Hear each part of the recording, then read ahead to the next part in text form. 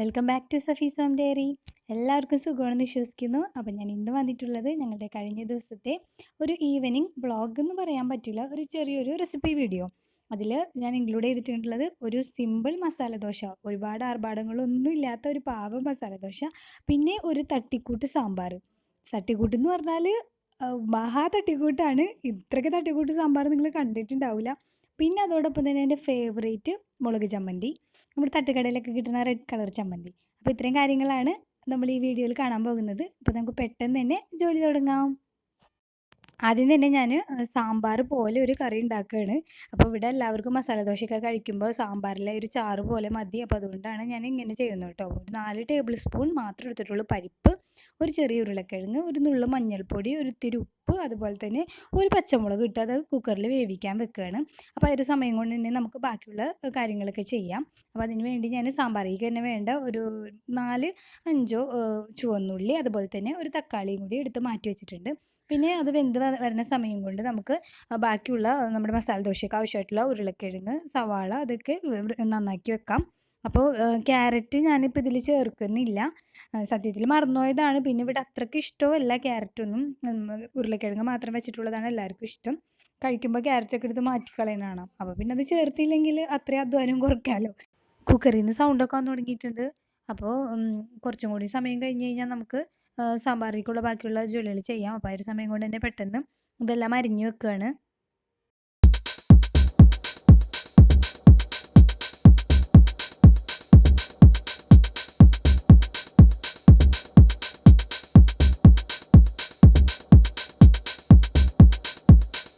ഇത് അരിഞ്ഞുകൊണ്ടിരിക്കുന്ന സമയത്ത് തന്നെ പ്രഷർ കുക്കർ ഞാൻ ഓഫ് ചെയ്തിട്ടുണ്ടായിരുന്നു. പിന്നെ അതിലത്തെ പ്രഷറൊക്കെ ഒന്ന് പോകണം, എന്നാൽ മാത്രമേ നമുക്ക് തുറക്കാൻ പറ്റുള്ളൂ. അപ്പോൾ ആ ഒരു സമയം കൊണ്ട് ഞാൻ ഉരുളക്കിഴങ്ങ്, നമ്മുടെ മസാലയ്ക്കുള്ള ആവശ്യമുള്ള ഉരുളക്കിഴങ്ങ് വേവിക്കാൻ വെക്കുകയാണ്. 1/4 ടീസ്പൂണിന് താഴെയായിട്ട് മഞ്ഞൾപ്പൊടി ഇട്ട് കൊടുത്തു. പിന്നെ ഒരല്പം ഉപ്പും വെള്ളം ഒഴിച്ച് അത് വേവിക്കാൻ വെക്കാം. അപ്പോൾ നമ്മളിത് ഇതിൽ ഈ സമയത്ത് മഞ്ഞൾപ്പൊടി ചേർക്കുന്നതായിരിക്കും നല്ലത്. മസാല വഴറ്റുന്ന സമയത്ത് മഞ്ഞൾപ്പൊടി ചേർത്ത് കഴിഞ്ഞാൽ മസാല ദോശയുടെ മസാലയ്ക്കുള്ള ഒരു നല്ല പ്യുവർ യെല്ലോ കളർ മാറി ചെറിയൊരു ബ്രൗണിഷ് കളർ വരും. അപ്പോൾ പിന്നെ നമുക്ക് കുക്കറിൽ പ്രഷർ പോകാനായിട്ടുണ്ട്. അപ്പോൾ ആ ഒരു സമയം കൊണ്ട് അധികം ആവശ്യമായിട്ടുള്ള തക്കാളിയൊക്കെ അരിഞ്ഞെടുത്തു. അപ്പോൾ നമ്മൾ നേരത്തെ കഴുകി വൃത്തിയാക്കി വെച്ചിട്ടുണ്ടായിരുന്ന ചെറിയ ഉള്ളിയും അതൊന്ന് ജസ്റ്റ് ഒന്ന് വെളിച്ചെണ്ണയിൽ ഇങ്ങനെ ചൂടാക്കി കൊടുക്കുകയാണ്. അപ്പോൾ അതൊന്ന് സോഫ്റ്റായി വന്നപ്പോൾ ഞാനിപ്പോൾ ഇവിടെ ചെയ്യുന്നത് ഒരു എളുപ്പപ്പണിയാണ്. കടുക് അതുപോലെ ഉലുവയൊക്കെ നമ്മൾ ലാസ്റ്റ് അതിലേക്ക് പൊട്ടിച്ചിടുമല്ലോ. അപ്പോൾ അത് ഒഴിവാക്കാൻ വേണ്ടി ഈ ഒരു സമയത്ത് ഇതിലേക്ക് ചേർത്ത് കൊടുക്കുകയാണ്. അതുപോലെ തന്നെ വറ്റൽമുളകും നിങ്ങൾ വേണമെങ്കിൽ വേപ്പിലയും ചേർക്കാം. അപ്പോൾ അതെല്ലാം ഞാൻ ഈ ഒരു സമയത്ത് ചേർക്കുകയാണ്. ഇനി അടുത്തൊരു സ്റ്റെപ്പ് ഒഴിവാക്കാൻ വേണ്ടിയാണ്. പിന്നെ പൊടികൾ 1/4 ടീസ്പൂൺ മഞ്ഞൾപ്പൊടി, 1 ടീസ്പൂൺ മുളക് പൊടി, അതുപോലെ തന്നെ ഒരു 1.5 ടീസ്പൂൺ മല്ലിപ്പൊടി. ഇതിപ്പോൾ വളരെ കുറച്ച് അളവായിരുന്നു, വളരെ കുറച്ച് പൊടി ഇട്ടിട്ടുള്ളൂ. അപ്പോൾ ഇതൊന്ന് ജസ്റ്റ് ആ വെളിച്ചെണ്ണയിൽ കൂടി മൂപ്പിച്ചെടുക്കുകയാണ്. അപ്പോൾ സമയമുള്ളവർ എന്തായാലും അവസാനം ലാസ്റ്റ് താളിച്ചിട്ടാൽ മതി കേട്ടോ. ഞാനിപ്പോൾ ഇതൊരു ഒട്ടും സമയമില്ലാത്തതുകൊണ്ട് ചെയ്യുന്നതാണ്. പിന്നെ ഒരല്പം സാമ്പാർ പൊടി ഒരു ഫ്ലേവറിന് വേണ്ടി കൊടുത്തിട്ടിട്ടുണ്ട്. അപ്പോൾ ഇനി ഇതിലേക്ക് വേണമെങ്കിൽ കായത്തിൻ്റെ പൊടി ചേർക്കാം. ഇപ്പോൾ പ്രത്യേകിച്ച് വേറെ കഷ്ണങ്ങളൊന്നും ഇടാത്തതുകൊണ്ട് ഒരുപാട് അങ്ങോട്ട് ഞാൻ ഒരു മസാലക്കൂത്ത് ഒഴിവാക്കാൻ വേണ്ടി അതൊന്നും ചേർത്തിട്ടില്ല. ഇപ്പോൾ വെന്ത് വന്നിട്ടുള്ള പരിപ്പിൻ്റെ മിക്സ് ഉണ്ടല്ലോ, അതിലേക്ക് ആ ഒരു തക്കാളിയും ഈ നമ്മൾ വഴറ്റിയിട്ടുള്ള ആ ഒരു മസാലയും കൂടിയും ഇട്ടിട്ട് ഒന്നും കൂടി കുക്കറിൽ തുറന്ന് വെച്ച് ഒന്ന് തിളപ്പിച്ചെടുക്കണം. അപ്പോൾ ആ ഒരു സമയം കൊണ്ട് പുളി വെള്ളത്തിലിടുകയാണ്. അപ്പോൾ അത് തിളച്ച് വരുന്ന സമയം കൊണ്ട് നമുക്ക് പുളിയെല്ലാം പിഴിഞ്ഞ് വെക്കാം. അപ്പോൾ ഇപ്പോൾ ഇത് നന്നായിട്ട് തിളക്കുന്നുണ്ട്. അപ്പോൾ ഈ ഒരു സമയത്ത് നമുക്ക് പുളി ഒഴിക്കാനുള്ള സമയമാണ്. ദോശ ഒന്ന് വെന്ത് വന്നപ്പോൾ തന്നെ അതിൻ്റെ മേലെ സാധാ ഒരു ഓയിൽ നമ്മൾ ഒന്ന് തടവി കൊടുക്കുക. ഒരുപാട് ആവണ്ട, മുരിഞ്ഞു പോകും. അത് ഒന്ന് ഡ്രൈ ആയി പോവാതിരിക്കാനാണ്. വെറുതെ ഒന്ന് തടവി കൊടുത്തിട്ട് പിന്നെ നമുക്ക് മസാല വെച്ച് ഇത് മടക്കിയെടുക്കാം. അപ്പോൾ ഈ പുളിയും കൂടി ഒഴിച്ച് തിളച്ച് വന്നു കഴിഞ്ഞാൽ നമ്മുടെ തട്ടിക്കൂട്ട് സാമ്പാർ റെഡി ആയി കഴിഞ്ഞു. അപ്പോൾ കുറച്ച് വേപ്പിലയും കൂടി ചേർത്ത് കൊടുക്കാം. ഇനി അതിൻ്റെ ഒരു കുറവ് വേണ്ട. അപ്പോൾ ഞാൻ പറഞ്ഞത് മറക്കണ്ട, കടുക് പൊട്ടിക്കുന്നതൊക്കെ എപ്പോഴും നമ്മൾ ലാസ്റ്റായി ഒഴിക്കുന്നത് അത്രയും എത്ര അതിൻ്റെ ഇടയിൽ ചെയ്താലും നന്നായിട്ടുണ്ടാവില്ല. പക്ഷേ ഞാൻ ഈ ഒരു പെട്ടെന്ന് തന്നെ കഴിയാൻ വേണ്ടിയും പിന്നെ നമുക്ക് മസാല ദോശ ആയതുകൊണ്ട് സാമ്പാറിന് അത്ര വലിയ ഇമ്പോർട്ടൻസ് ഇവിടെ കൊടുക്കാത്തതുകൊണ്ടാണ് ഞാൻ അങ്ങനെ ചെയ്തത്. അപ്പോൾ ആ ഒരു സമയം കൊണ്ട് നമ്മുടെ ഉരുളക്കിഴങ്ങ് വെന്ത് വന്നിട്ടുണ്ടായിരുന്നു. അപ്പോൾ അതിൻ്റെ പ്രഷറും പോയി അത് തുറന്ന് നോക്കിയപ്പോൾ നന്നായിട്ട് വെന്തിട്ടുണ്ട്. അപ്പോൾ ഇനി നമുക്ക് മസാല ഉണ്ടാക്കാൻ തുടങ്ങാം. അപ്പോൾ ഞാൻ ആ ഒരു ഇതിലേക്ക് കുറച്ച് ഉഴുന്ന് പരിപ്പ് ഇട്ട് കൊടുത്തിട്ടുണ്ട്. അപ്പോൾ അതൊന്ന് ജസ്റ്റ് പൊട്ടി വരുമ്പോൾ നമ്മൾക്ക് ഇതിലേക്ക് കടുക് ചേർത്ത് കൊടുക്കാം. അപ്പോൾ കടുകും കൂടിയും ചേർത്ത് രണ്ടും കൂടി ഒന്ന് പൊട്ടി ചേർന്ന് വരുമ്പോൾ ഞാനിതിലേക്ക് പച്ചമുളകാണ് ചേർത്ത് കൊടുക്കുന്നത്. അപ്പോൾ ഇഞ്ചിയും വെളുത്തുള്ളിയൊക്കെ ചതച്ചിട്ട് ചേർക്കുന്നവർക്ക് ഈ ഒരു സമയത്ത് ചേർക്കാം. ഞാനും അതും പെട്ടെന്ന് ചെയ്തതാണിത്. പെട്ടെന്ന് പ്ലാനൊന്നും ഉണ്ടായിരുന്നില്ല അത് ചെയ്യാനുള്ള. അപ്പോൾ അതുകൊണ്ട് തന്നെയാണ് ഞാൻ പേസ്റ്റാണ് ഇതിലേക്ക് ചേർക്കുന്നത്. ഇത് ഒരു മീഡിയം സൈസിലുള്ള ഒരു 2.5 സവാള ഞാൻ എടുത്തിട്ടുള്ളൂ. 3 സവാള എടുത്തിട്ട് പകുതി ഞാൻ ചമ്മന്തി ഉണ്ടാക്കാൻ എടുത്ത് വെച്ചേക്കാണ്.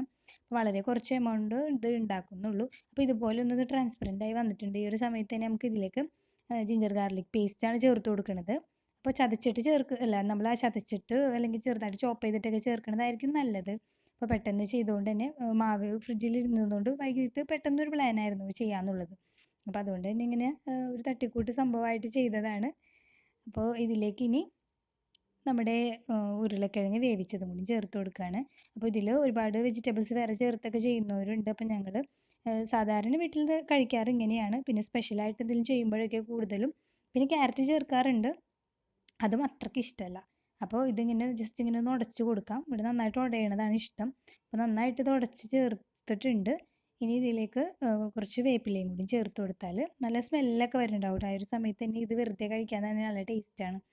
അപ്പോൾ ഇതിങ്ങനെ റെഡിയായി വന്നിട്ടുണ്ട്. ഇനി നമുക്ക് മസാല ദോശയ്ക്ക് വേണ്ടിയുള്ള ദോശ ഉണ്ടാക്കാം. അപ്പോൾ ദോശമാവ് ഞാൻ മുമ്പ് നമ്മുടെ ഊത്തപ്പത്തിൻ്റെ വീഡിയോയിൽ പറഞ്ഞിട്ടുണ്ട്. മാവിൻ്റെ അറിയാത്തവർക്കാണ് കേട്ടോ ദോശമാവിൻ്റെ അളവും കാര്യങ്ങളെല്ലാം ഞാൻ അതിൽ പറഞ്ഞിട്ടുണ്ട്. അതുപോലെ അരച്ചെടുത്തിട്ടുള്ള ദോശമാവാണ്. രാവിലെ ദോശ ഉണ്ടാക്കിയിട്ട് ബാക്കി ഉണ്ടായിരുന്ന മാവാണ്. അപ്പോൾ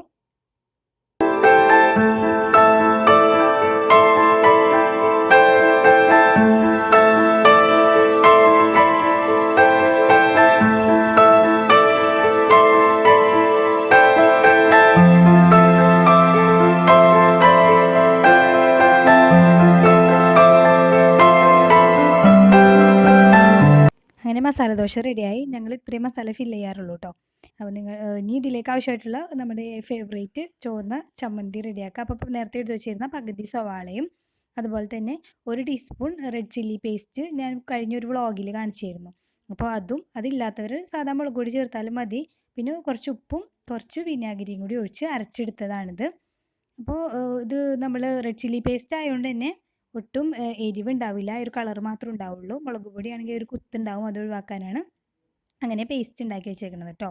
അപ്പോൾ എല്ലാവർക്കും ഇഷ്ടമായി എന്ന് വിചാരിക്കുന്നു. തട്ടിക്കൂട്ടാണ് പരിപാടിയൊക്കെ. പക്ഷേ എങ്കിൽ കൂടിയും നമ്മുടെ വീട്ടിൽ ഇങ്ങനെയൊക്കെയാണ് ചില സമയങ്ങളിൽ നമുക്ക് പെട്ടെന്ന് കഴിക്കാൻ തോന്നുമ്പോഴൊക്കെ ചെയ്യാറ് ഇങ്ങനെയൊക്കെയാണ്. പക്ഷേ ഇപ്പോൾ നിങ്ങൾ എൻ്റെ ജീവിതത്തിൻ്റെ ഒരു ഭാഗമായതുകൊണ്ടോ അല്ലെങ്കിൽ നമ്മളൊരു ഫാമിലി ആയതുകൊണ്ടോ എനിക്ക് നിങ്ങളുടെ അടുത്ത് ഇതൊന്നും മറച്ചു വെക്കാൻ ഒരു മടിയില്ല. ഞാൻ ഇതുപോലുള്ള തട്ടിക്കൂട്ട് പൊടിക്കൈകളൊക്കെ ചെയ്യാറുണ്ട്. അപ്പോൾ നമ്മുടെ ഇന്നത്തെ ഈ സിമ്പിൾ മിനി മസാല ദോശയും തട്ടിക്കൂട്ട് സാമ്പാറും ചട്നിയും എല്ലാവർക്കും ഇഷ്ടമായി എന്ന് വിചാരിക്കുന്നു. അഭിപ്രായങ്ങളെല്ലാം കമൻറ്റ് ചെയ്യുക. പുതിയൊരു വീഡിയോ ആയിട്ട് വൈകാതെ വരാം. അതുവരേക്കും ബൈ ബൈ ഫ്രം സഫീസാം ഡയറി.